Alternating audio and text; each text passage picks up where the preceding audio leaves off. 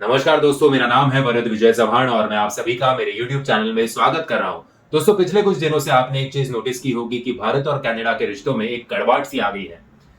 Canada में जो Indian embassy है, उस एम्बेसी के कुछ अफसरों को उस गवर्नमेंट ने निकाल दिया। उसके बाद भारत ने भी उन लोगों के साथ वही किया। फिर जो भारतीय लोग कनाडा में जाके बस चुके हैं, वो जब वापस भारत आना चाहते थे, तो उन लोगों का वीजा भारतीय सरकार ने रिजेक्ट कर दिया।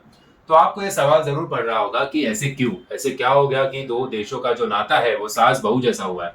दोस्तों, कनाडा के जो पंत प्रधान हैं, जस्टिन ट्रूडियो, उनके तो दिन वैसे भी खराब चल रहे हैं। अभी G20 में भी वो कुछ खास कमाल नहीं दिखा पाए। G20 में हमारे पंत प्रधान ने ये जो मुद्दा है वो फिर एक बार उपस्थित जरूर किया था, लेकिन जस्टिन बेचारे को भारत में 2 दिन और रुकना पड़ा क्योंकि उनके एरोप्लेन में कुछ टेक्निकल इशू हुआ था। दोस्तों, कनाडा के पंत प्रधान ने 3 महीने पहले एक स्टेटमेंट दिया था और उस स्टेटमेंट की वजह से ये सारे रिश्ते जो है उसमें कड़वाहट आ गई है। वो स्टेटमेंट ये था कि कनाडा के पंत प्रधान का ये मानना है, उनका ये कहना था कि वहां के जो खालिस्तान सपोर्टर है, जिनका नाम है हरदीप सिंह निज्जर, वो जब वहां पे गुरुद्वारे में जा रहे थे, गुरुद्वारे के पार्किंग लॉट पे उन पे गोलियां चलाई गई और उनको जान से मार दिया गया।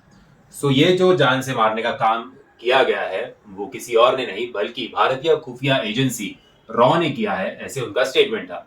बस इस स्टेटमेंट के बाद ही भारत सरकार का रुख कनाडा के लिए जो था वो पूरी तरह से बदल गया, क्योंकि भारत सरकार को वैसे भी कनाडा से एक प्रॉब्लम है, वो मैं आपको आगे इस वीडियो में बताऊंगा।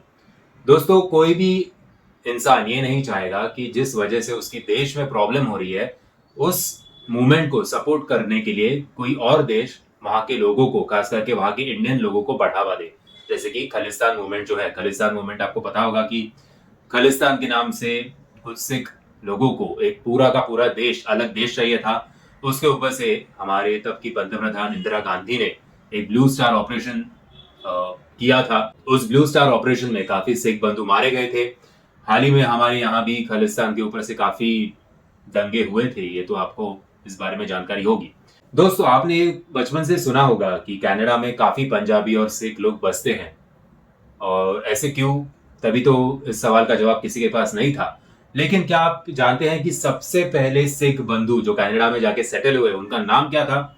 ये सब चीजें और कुछ कनाडा और भारत के फैक्ट्स मैं आज आपको इस वीडियो में बताऊंगा। साथ ही में जो स्टेटमेंट कनाडा के पंत प्रधान ने दिया है उसकी वजह से क्या क्या हंगामे हो रहे हैं वो भी अभी आपको बताऊंगा। दोस्तों, अगर साइज वाइज देखा जाए, एरिया वाइज देखा जाए, तो सबसे ज्यादा जमीन, सबसे ज्यादा एरिया जिस देश के पास है, उस देश का नाम है रशिया।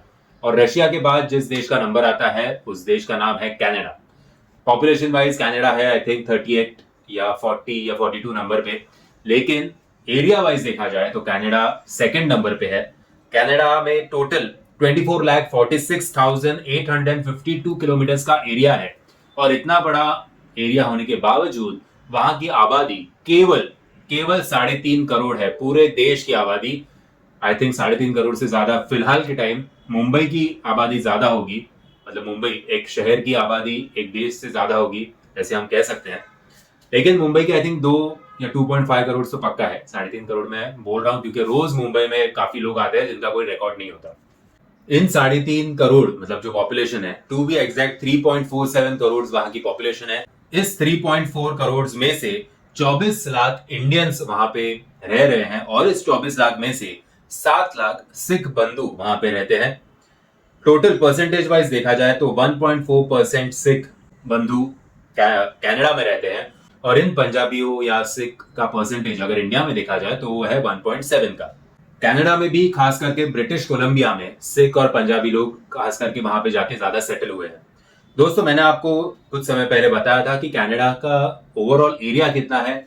फिर एक बार आपको दोहराता हूँ, वो एरिया है 24,46,852 का। तो पंजाब जो हमारा स्टेट है उसका एरिया है 50,262। सो ऑलमोस्ट 50-60 पंजाब और वहां पे जाके सेटल हो सकते हैं, इतना उस देश का एरिया है। नॉर्मली पॉपुलेशन का जो डेंसिटी होता है, मतलब 1 किलोमीटर में कितने लोग रह सकते हैं, आप अगर इंडिया का स्टैट्स देखो तो 1 किलोमीटर में इंडिया में 382 लोग रहते हैं। वही अगर उसे कनाडा के साथ कंपेयर किया जाए तो कनाडा की 1 किलोमीटर में सिर्फ 4 लोग रहते हैं। सो वहाँ पे जॉब अपॉर्चुनिटीज ज़्यादा है, ज़्यादा खाने पीने के लिए जितना यहाँ पे मगजमारी होती है उतना वहाँ पे नहीं होती।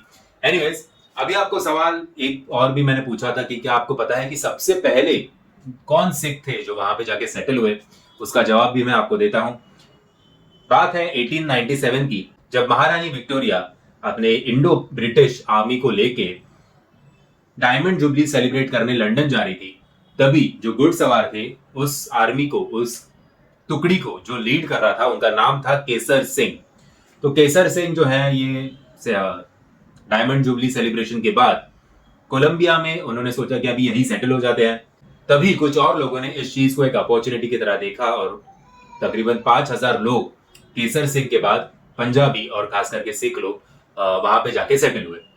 कुछ समय बाद वहां के जो लोकल्स लोग थे उनमें और इन पंजाबियों और सिख बंधुओं में थोड़े क्लैशेस दिखाई दिए, क्योंकि उन्हें ऐसे बिल्कुल पसंद नहीं आ रहा था कि इन लोगों की मेजोरिटी लोकल से ज्यादा हो रही है। इसलिए काफी वायलेंस तभी हुआ था।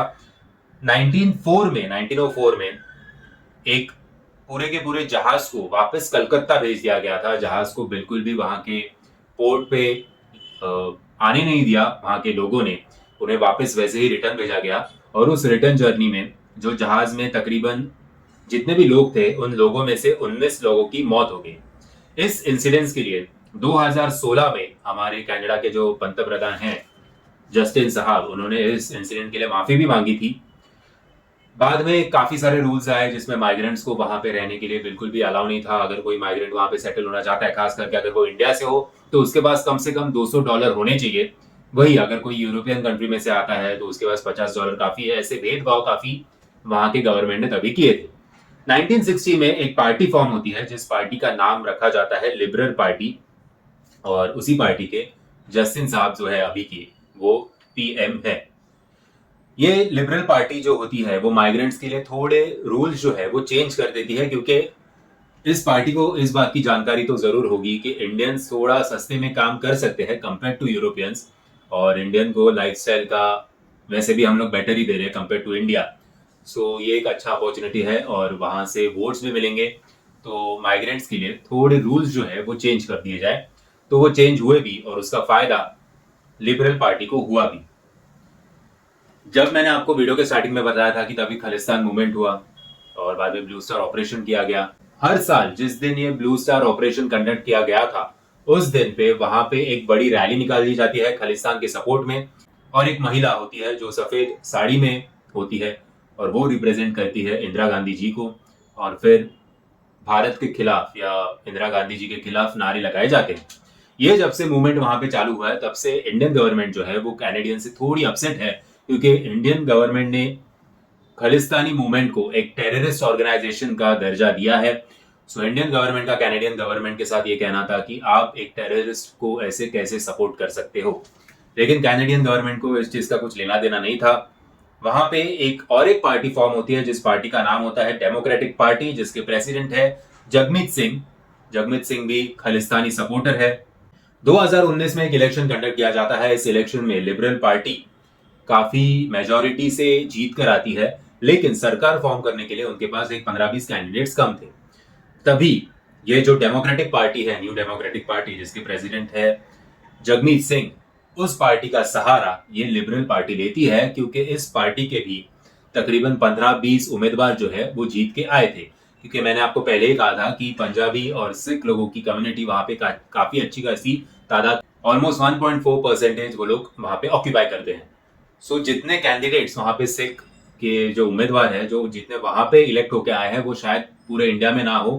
तो इस 15-20 लोगों का सहारा ये जो लिबरल पार्टी है वो लेती है, और अभी तक दोनों ये जो है वो सरकार चला रहे हैं। और अभी अगले साल फिर एक बार इलेक्शन है और शायद इन दोनों की सरकार ही एक साथ मिलकर अगला इलेक्शन भी जीतेगी।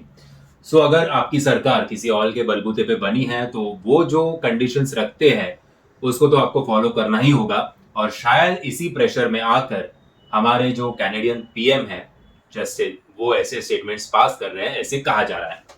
एनीवेज, ये मामला जल्द से जल्द शांत हो जाए ऐसे हम दुआ करेंगे। और मैं आशा करता हूँ आपको थोड़ा बहुत ये वीडियो इन्फॉर्मेटिव लगा होगा।